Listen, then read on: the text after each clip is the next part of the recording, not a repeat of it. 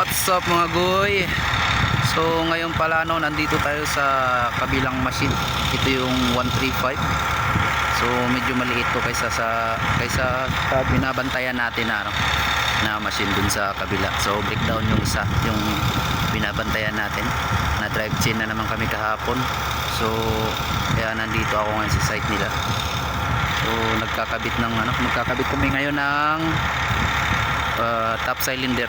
Yan, nakatanggal yan, ginagrasahan namin. So kahapon namin tinanggal, pero yung pakay ko talaga dito, kaya nandito ako kasi nagwe-welding ako nung pinadala nila na digging pad.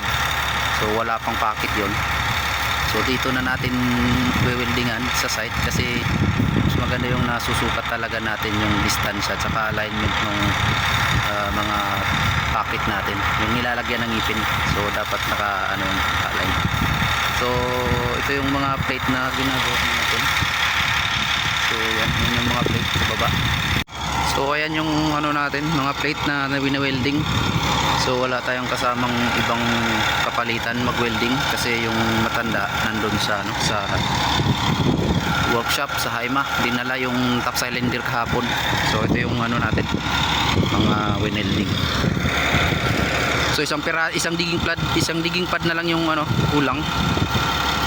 So yan na lang yung tatapusin natin, tapos dadalhin na natin to dun sa kabilang machine. So yan pala yung mga natapos na natin. So ito yung natapos na natin, nagpahinga lang muna tayo. So yan yung mga packet namin.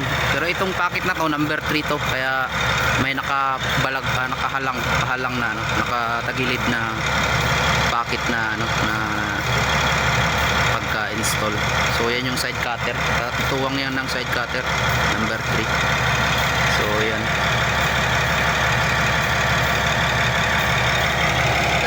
Kita nyo yung welding natin mga goy. Pasado na ba sa TESDA mga goy? So wala tayong TESDA, hindi tayo nag-TESDA sa welding. So may konting kaalaman lang tayo sa welding dati nung pagpasok natin dito. Pero hindi ako welder mekaniko ako dito sa isang machine, sa trencher, mga trencher. So iba kasi trabaho dito mga goy, parang trencher maintenance na kami, parang fleet crew na. Kaya pati pag-welding ginagawa na rin namin. Kung ano yung sira ng machine, yun na rin yung ginagawa namin yung paraan. Kahit nagwe-welding, naghihinang ng mga yung mga malinipis lang, hihinang namin. So trabahong mekaniko, trabahong welder din, tapos minsan nagbabagsman. So yun yung trabaho talaga dito, yun yung katotohanan dito. Hindi porket welder mekaniko lang, mekaniko lang yung gagawin mo. So dito lahat all around dito mga goy, kaya di biro yung pagtatrabaho dito sa kumpanya na to. So tis lang tayo kasi kailangan pa natin ng pera. So yan yung mga welding natin yan tapos na. So yun na lang yung tatapusin natin. So yan yung mga welding natin. Dito kasi nilalagay yung mga yung packet yan, paganyan. Yan yung packet niya, yung ngipin niya. So ito yung kumakayod sa mga bato na hinukukay namin.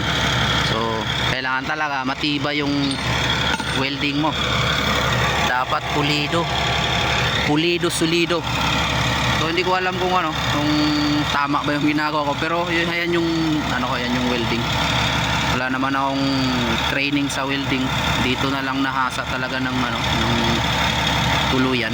Konting kalaman lang sa welding dati nung pumasok ako dito. Hindi pa kagandahan yung mga daan namin dati. I mean sa akin, hindi pa maganda yung daan ko dati sa welding, yung finished product talaga. So dito na lang nahasa sa 6 na taon na pag-welding.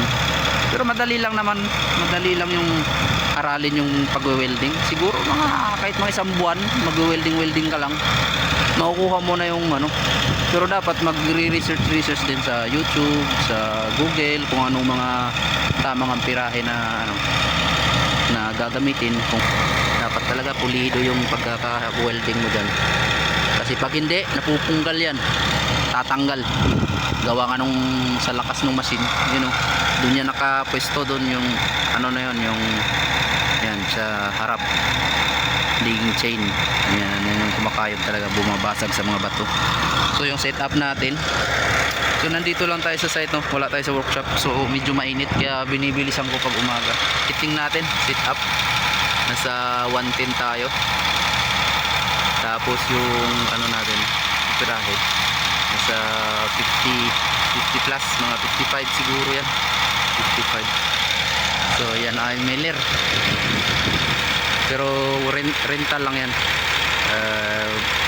Bayarni yung ano, company. Pero mailer yan yan. Mailer 500X Big Blue 500. So yan. Napakagandang welding machine.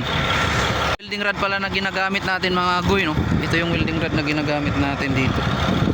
So ano ba to? Ano pa to? Ador. Yung brand niya Ador. Vacuum sealed. Maganda yung ano niya. Vacuum sealed siya. Hindi siya nagmo-moist. So dapat talaga ganyan yung ano, vacuum sealed na pagkakabalot ng welding machine.